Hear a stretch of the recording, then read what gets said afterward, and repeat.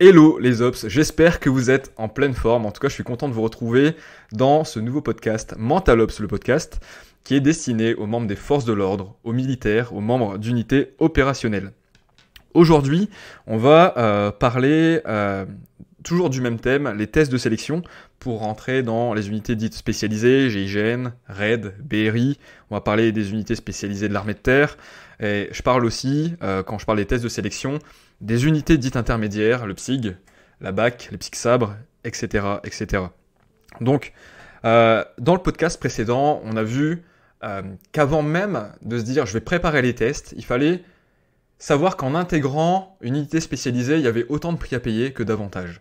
Il ne fallait pas voir que le côté fantasmé des choses et voir que les avantages, même si ça faisait grimper votre motivation intrinsèque, mais également voir les prix à payer et d'avoir finalement une vision équilibrée de ce que ça fait d'être un membre du GIGN, de ce que ça fait d'être un membre du RAID, de ce que ça fait d'être à la BRI, de ce que ça implique dans votre quotidien. C'est vraiment important de commencer par là. Aujourd'hui, on va rentrer dans le vif du sujet. Aujourd'hui, on va parler des 4 domaines dans lesquels vous devez mettre vraiment beaucoup d'attention et dans lesquels vous devez vous impliquer pour prétendre réussir les tests. Parce que à ce niveau de sélection, rien n'est mis au hasard. Quand vous allez passer les tests, il y aura tout un tas de professionnels, de spécialistes qui vont vous observer lorsque vous réaliserez les épreuves pour dire cette personne, elle est apte à rentrer dans l'unité ou pas.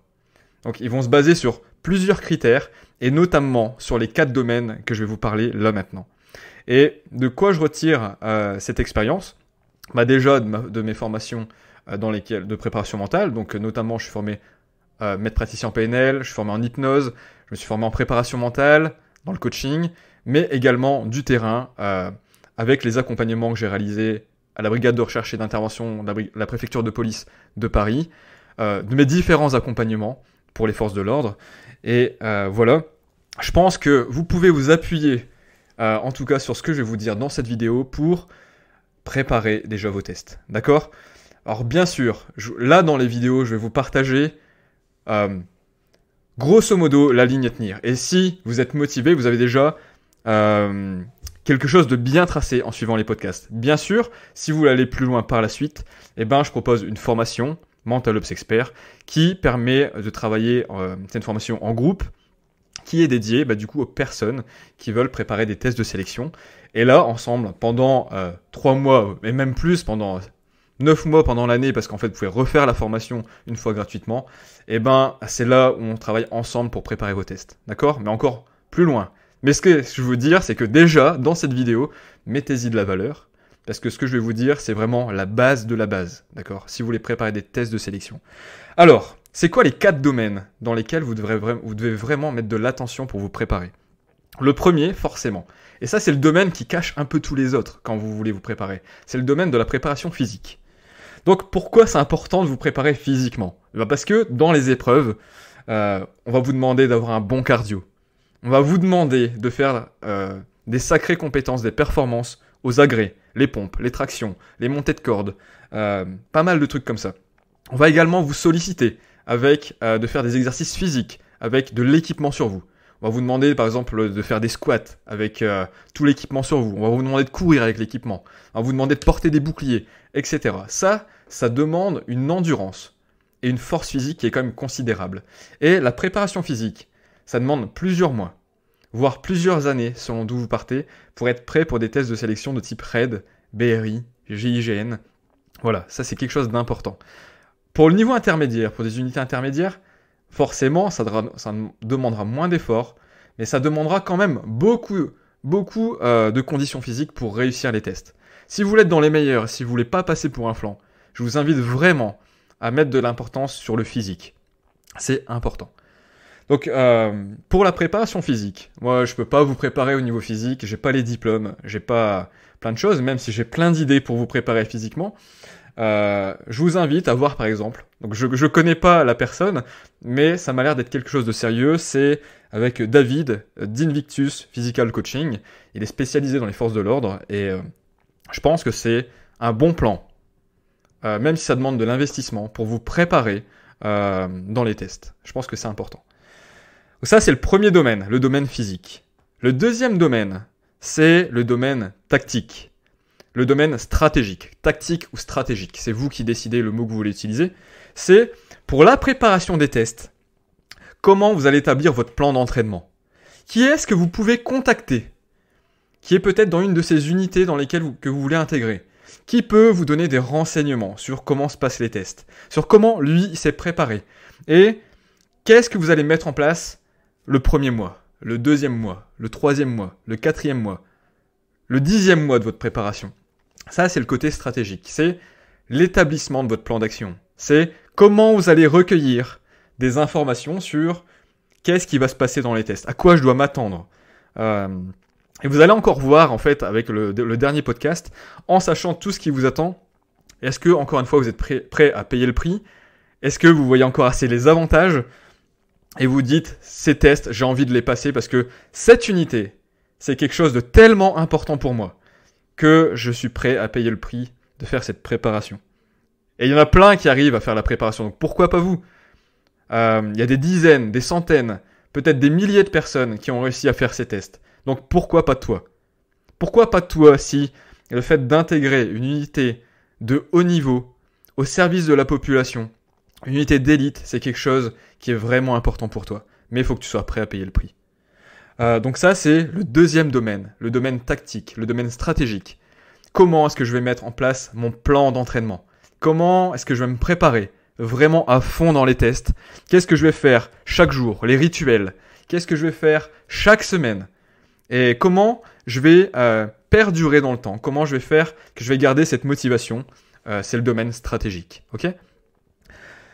Le troisième domaine, qui n'est pas des moindres, le domaine que j'ai aussi tellement bossé quand j'ai préparé aussi les tests PSPG, quand j'ai préparé d'autres tests, quand je me suis préparé aussi au niveau mental pour accompagner les forces de l'ordre, c'est le domaine théorique. Donc bien sûr, vous devez connaître à fond l'armement, vous devez connaître les incidents de tir, comment les résoudre, les CPS, vous devez savoir faire des progressions, l'intervention professionnelle, ça ne doit pas être un secret pour vous. Vous devez vous entraîner, vous devez être prêt à savoir transmettre ce que vous apprenez aux autres.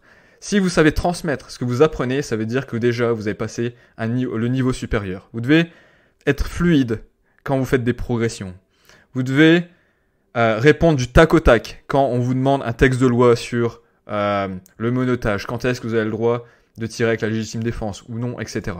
Ça doit être du tac au tac, ça doit être fluide. Les gars, vous devez vraiment mettre de l'attention sur la théorie, sur la connaissance de l'armement, sur les instructions, sur les circulaires. Alors après, pareil, ça revient sur le niveau stratégique. Il y a peut-être des choses sur lesquelles vous devez mettre plus d'attention. Il y a peut-être des textes qui sont plus importants que d'autres. Alors voyez ce qui est le plus demandé, peut-être lors des tests, lors des oraux, lors des écrits. Ce qui est le plus attendu. Voilà, ça c'est dans le niveau stratégie. Et souvent, les personnes dans les tests, c'est ce qui ressort le plus souvent, elles se concentrent sur le physique et sur le théorique. Mais elles passent pas assez de temps sur le domaine stratégique tactique et sur le quatrième domaine, sur le domaine mental. Alors, bien sûr, tu vas te dire, je vais prêcher pour ma paroisse. Eh ben, je vais te dire, alors oui, bien sûr, mais parce que j'en suis convaincu.